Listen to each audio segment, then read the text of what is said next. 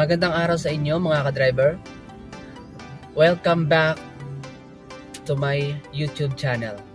Ayan. Ngayong araw guys, pupunta tayo sa Mitsubishi, Puerto Princesa, Palawan. Titingin tayo ng sasakyan. Medyo mas bababang price. O may pa-promo sila sa Mitsubishi, Palawan. Ayan. Titingnan natin guys. Samahan nyo kami. So papakita ko sa inyo guys kung ano yung the best para sa ating mapipiling car. Ayan. So let's go guys. Samahan nyo ako na silipin. Tingnan natin kung ano ang maganda at mapipili natin sa Mitsubishi, Palawan.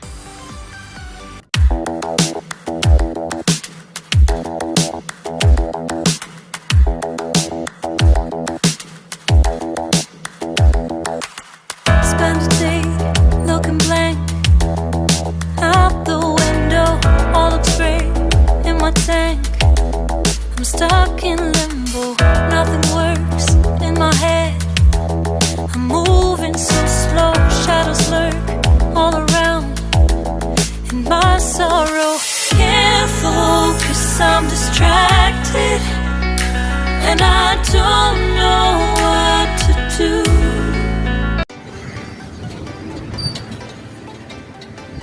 Hello mga ka-driver. Punta na tayo sa Mitsubishi Maximo to.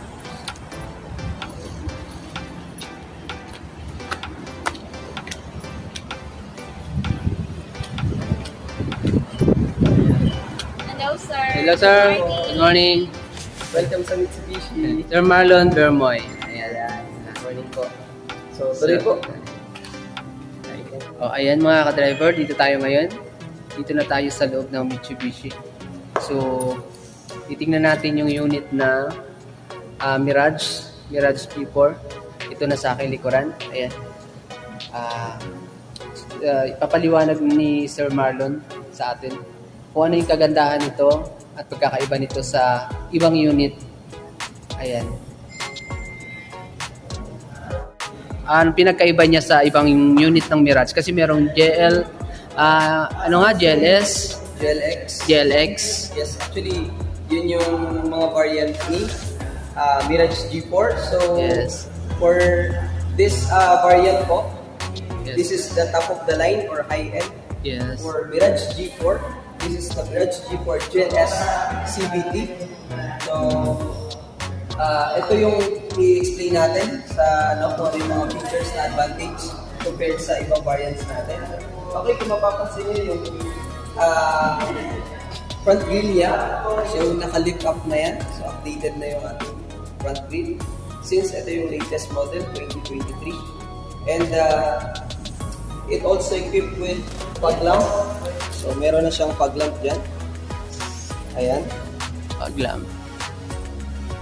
So yan, ito yung ating headlamp and ang ating turning signal. Okay. So pagdating naman sa engine nito, so actually pwede nating buksan yung hood dito, no? Okay. So yan, dito lang naman yan natin bubuksan. Okay.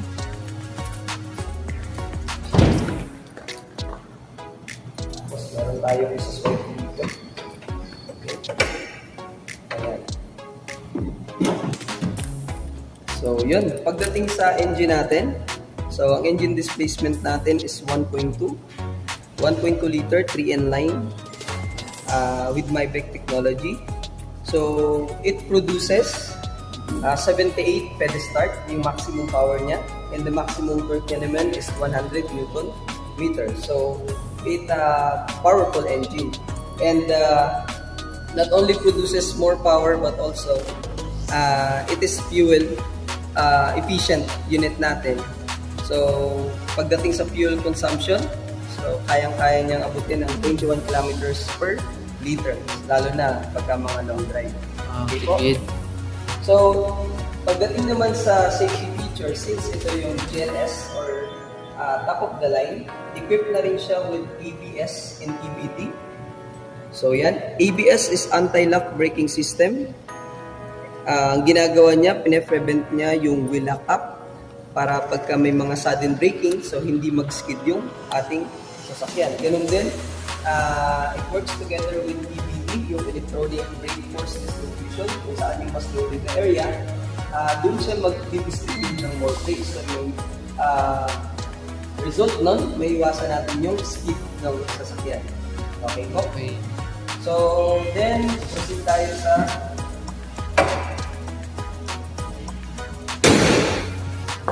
sa side.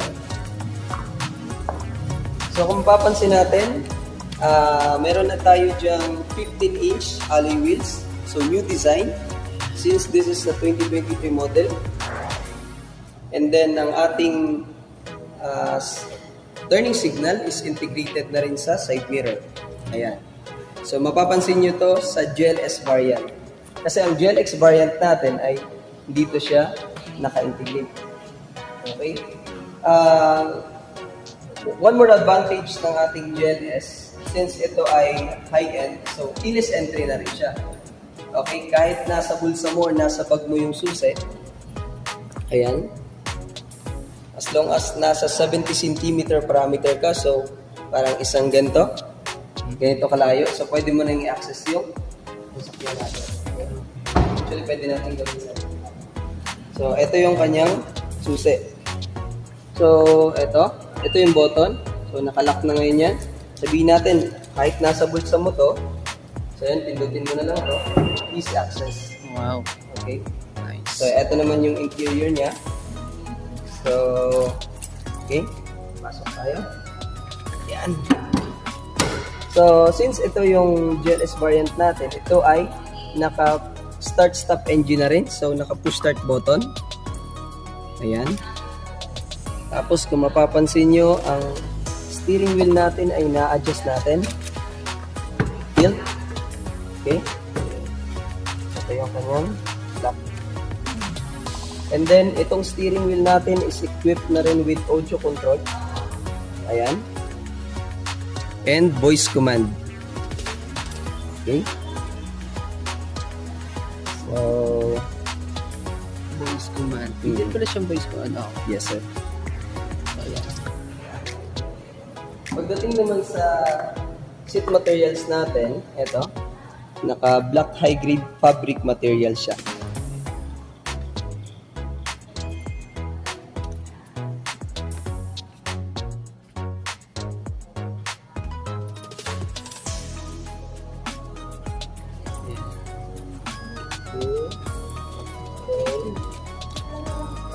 Dito naman, yung sa ating second row natin. So, meron tayong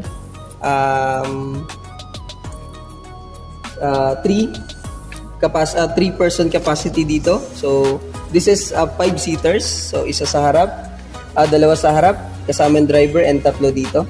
So, minsan naman kasya ng 4 yan. Okay, meron yung seatbelt na rin. Okay, 3 yan. 3 yung seatbelt niyan as standard. And then, so, additional lang. So, meron na tayong diyang child lock. For safety, lalo na pagka may mga passenger tayo na bata. Okay, sige. Okay, open ko lang yung sa fuel natin. So, dito yung, yan, dito natin siya i-open. So, yan. Pagdating naman sa fuel tank capacity, so, 42 liters yung ano niya, capacity. So, ang fuel natin is unleaded or gasoline. Then, yung trunk natin, gusto natin. So, meron tayong option dito para buksan ang trunk. And, sa ating susi ay meron din. So, yan. Kung mapapansin nyo dito. Teka. Ayan, may balot pa kasi. So, yan. Meron din tayong option dyan. So, yung may icon na trunk opener yan. Okay? And also, meron tayong option dito. Since ito ay keyless, so kahit nakalock yan, pwedeng ito. Okay? Basta nasa atin yung susi. So, ayan, pwede na siyang i-open. And, gamit itong susi, so, pindutin lang natin ng 2 beses, so, open. And then, itong unit natin ay equipped na rin with reverse camera. Wow. Ayan. Ang advantage kay Mirage G4, itong luggage niya, sobrang lawak. So, marami kang pwedeng malagay dito. So, ayan.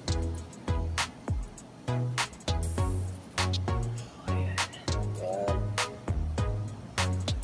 And then, dito sa ilalim niya, ang spare natin, spare tire.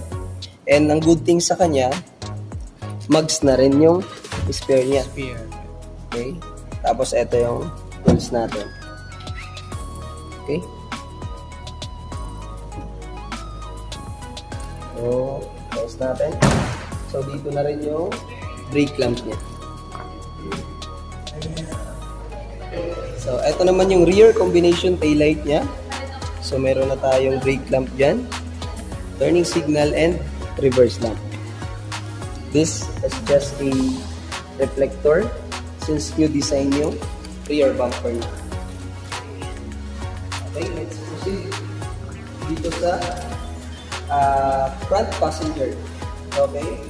So, meron siyang key slot dito just in case na malobat tong transmitter or yung susi. Since ito may battery, once na malobat, meron pa rin tayong option para buksan yung sasakyan natin. So, ito yung susi.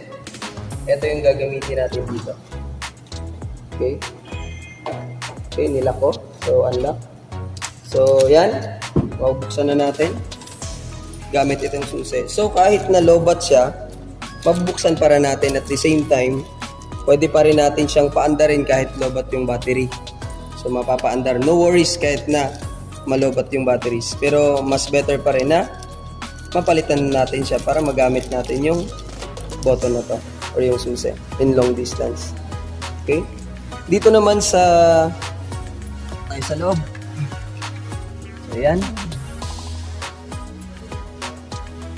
So, ito. Since ito ay CVT, meaning Continuous Variable Transmit,